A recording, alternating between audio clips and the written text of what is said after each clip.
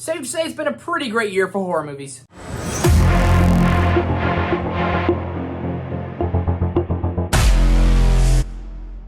What is up, Film Geeks? My name is Trevor and welcome to my channel. Happy Halloween, and with it being the scariest, spookiest day of the entire year, we're going to rank all the 2022 horror movies that I have seen from the worst to the best. I've seen 11 new horror movies this year. Honestly, it's been a great year for horror movies. A couple of duds here and there, and I have missed a bunch. So if they're not on this list, it is because I have not seen them. Seen 11 horror movies this year. We're gonna rank them. It's gonna be a lot of fun. But before we do, jump your way down below in the comment section and let me know your favorite horror movie of the year.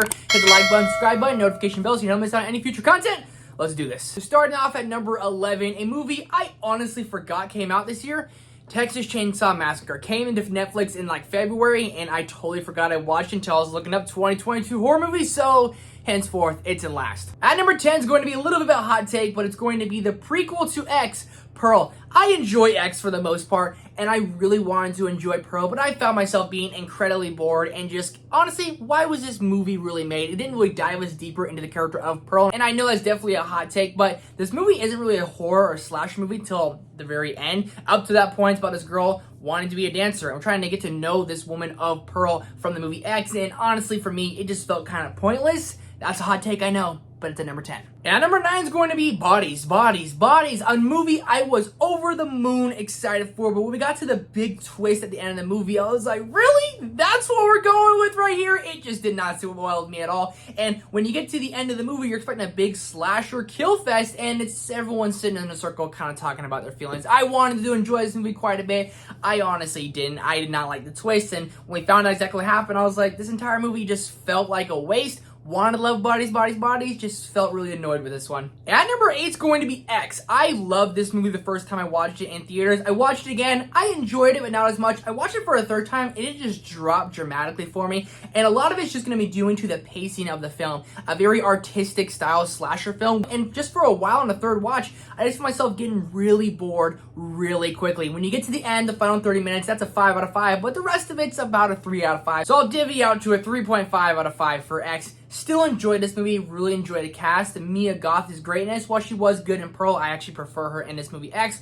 I love this cast, I love the premise, I love what they're trying to do with this movie. Has some very funny lines in there and has some crazy kills and some moments that they set up in the beginning and they foreshadow that later in the movie, and it really pays off towards the end of the film. I thought he did a really good job. I still enjoy this movie. It just goes to show how good of a year it was for horror. At number 7 is going to be Scream. I need to go back and rewatch this movie, but I love the Scream franchise, my favorite horror franchise. And Scream 6 is one of my least favorite Scream movies. Wasn't a big fan of a couple of decisions they made, and a very, very cliche, predictable killer in this movie, but I still love the Scream world and how they kind of dive into this. The Scream franchise does a great job of making fun of the horror genre while simply falling into those patterns itself, and that's what I love about it. This movie is funny, it does have those Scream twists and turns, and it's just a Scream vibe that I absolutely love. Couple decisions, again, I wasn't the biggest fan of, especially with a couple characters. Some characters don't make it out alive, and I was like, whoa! Not too happy with that one, but overall, I still do enjoy this movie. I need to go back and rewatch it. From this point on, I really enjoy all these movies, and it made it really tough. But at number 6 is going to be Fresh. Sebastian Stan playing a cannibal. What? It has a 30-minute intro before the title comes on the screen. It sets this movie up brilliantly. It makes you uncomfortable, and Sebastian Stan plays this role just so well.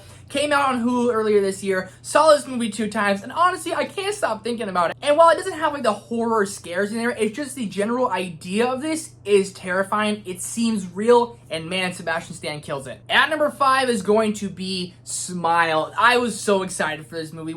I thought the trailers looked creepy and scary, and this movie is creepy and scary, and I would deem this the scariest movie of the year. Several times I was jumping out of my seat. They don't rely on the cheap jump scares when you shut the fridge and someone's there waiting for you. You're expecting those to happen because they set those up, but they have scares out of nowhere that you're just not expecting that make you jump out of your seat. To me, that makes a good scare. Overall, I was excited for this movie, but it exceeded my expectations. Smile, if you haven't seen it, check it out. At number 4, Halloween Ends. This is probably another hot take. I love this movie. It's my favorite of the new Halloween trilogy. While a couple decisions that people have major problems with, I can see those and I understand where you come from. They just didn't bother me all that much. Seeing Michael run around killing people, no one be able to take down the Shape, we've seen that thousands of times.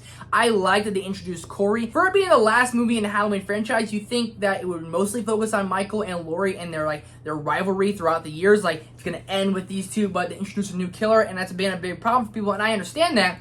But for me, Corey Cunningham was my favorite part about this movie. A crazy killer. This dude just goes balls to the wall. But if they introduced Corey in the first Halloween, I felt like that would have worked a lot better for this trilogy. I still enjoyed Halloween Ends like an unhealthy amount. At number 3, Jordan Peele's Nope. This movie is batshit crazy, and Jordan Peele is one of my favorite horror directors. He's starting to become like the master of horror for me, and Nope is another movie that just makes your brain kind of spin around and hurt. While there is a couple storylines that weren't fully explained, this movie has lots of horror aspects. I would more call this movie like a psychological thriller, but the way they deal with like UFO sightings and everything like that, Jordan Peele just crafts this, and he's easily one of the best people in Hollywood behind the camera right now. And the way he tells these creative stories, it just works. I saw Nope twice in the theaters. Well, the first time I really enjoyed it. Second time, not as much because it is just a little bit long and they kind of prolong it. Keke Palmer, Daniel Kaluuya, they absolutely crush it in this movie. And Jordan Peele delivered another mind-bending movie. Some of the twists and turns kind of seem outlandish, a little far-fetched, but the way this movie's filmed and the way it's told, he crushes it from head to toe. At number 2 is going to be Barbarian. I went into this movie knowing absolutely nothing, and that is the best way you can go and watch this movie. If you have not seen this movie, it is on HBO Max right now. Do yourself a favor and check it out because this movie surprised the absolute hell out of me. I love the way they told this story. It's told in 3 different parts, and when you find out why it's called Barbarian, I'm not gonna lie to you, it scared the hell out of me. It was the most scared I was in the theater at this time. I had chills down my body. I truly felt like I couldn't move. My jaw was just dropped open. I was absolutely terrified. And this movie, just the way they tell it in these 3 different parts, you think it's gonna be happy-go-lucky and just slowly takes a crazy turn. And do not watch the trailers because this movie is best to go in expecting nothing because you're gonna get so much.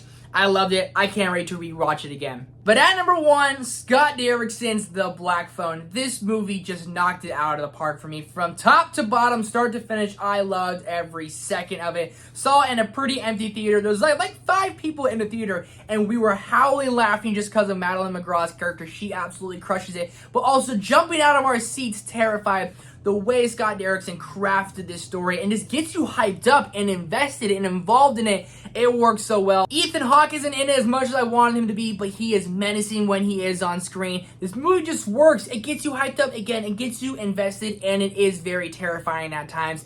I love this movie. Had the most fun. I laughed. I jumped. I screamed. Dang near cried. Overall, The Black Phone is easily my favorite horror movie of 2022. Let me know your favorite horror movie of the year down below in the comment section. And if you haven't seen Barbarian, it is on HBO Max. Do yourself a favor, check it out. A lot of these movies are on streaming. Check them out. You guys will not be disappointed. Thank you guys so much for watching. Hit that like button, subscribe button, notification bell so you don't miss out on any future content. I'll see you guys in the next one.